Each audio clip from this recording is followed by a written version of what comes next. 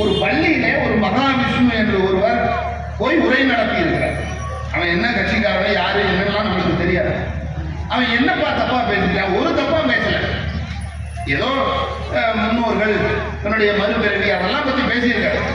இருந்துட்டு போட்டுமே, சாமி இல்லைங்கிறீங்க, நாங்களாம் சாமியை கும்பிடுறோம். ஒருவன் இருக்குங்கிறான், இன்னொரு இல்லை என்று சொல்கிறான். எல்லாருக்கும் இடம் உண்டு. ஜனநாயக நாட்டிலே எல்லாரும் கருத்துக்களை சொல்வதற்கு உரிமை உண்டு. அதை விடுத்து அவன் என்னமோ பெரிய கொலைக்கிழமையை போல, கொள்ளையடித்தவனை போல நாட்டிலே 5000 கோடி 6000 கோடி கொள்ளையடித்து விட்டு வெளிநாட்டிலே போய் செட்டில் ஆனதெல்லாம் விட்டுட்டீங்க. அவன் ஏதோ ஸ்கூல்ல பேசுறாங்கிறதுக்காக அவனை அப்படி கூப்பிடுறாரு.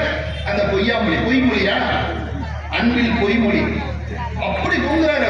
என்னுடைய ஏரியாவில் வந்து நீ என்ன பேசிட்ட, பெரிய கட்ட பஞ்சாயத்து மாதிரி பேசுற. அவன் என்ன பேசிட்டான்? உன்னைய கேட்காம எப்படி ஸ்கூலுக்குள்ள போய் பேச முடியுமா? நீ என்ன அவன் பேசிட்டாங்க? அதை போய் பெரிய இஷ்யூ ஆக்கி, ஏனென்று சொன்னால் இதற்கு பின்னால் மிகப்பெரிய ஒரு அரசியல் இருக்கிறது. ஒரு விஷயத்தை மறைப்பதற்கு இன்னொரு விஷயத்தை இவர்கள் எடுத்து பெரிய பேசாக்கிவிட்டார். சினிமா துறையவே ஒட்டுமொத்தமாக கபலீகரம் செய்திருக்கக்கூடியவர் உதயநிதி ஸ்டாலின் அவர்கள்.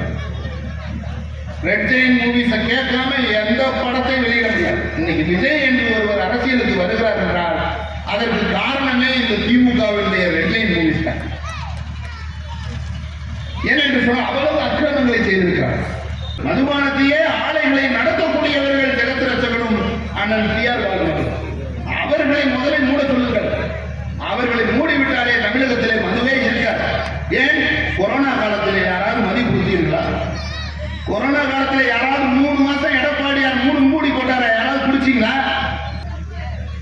ஆனால் இன்றைக்கு இந்த அரசாங்கம் விடுதலை சிறுத்தைகளை வைத்து ஒரு நாடகத்தை நடத்தி கொண்டிருக்கிறது. ஏன்? விஜய் வந்து கட்சி ஆரம்பித்து இப்படி மாநாடு நடத்தும் போது மது கொள்கையை கொண்டு வரப்போகிறார். மது ஒழிப்பேன், நான் முதலமைச்சரானால் மதுவை தமிழ்நாட்டிலே ஒழிப்பேன், முதல் கையெழுத்தே அதுதான் என்று சொல்ல போகிறார்.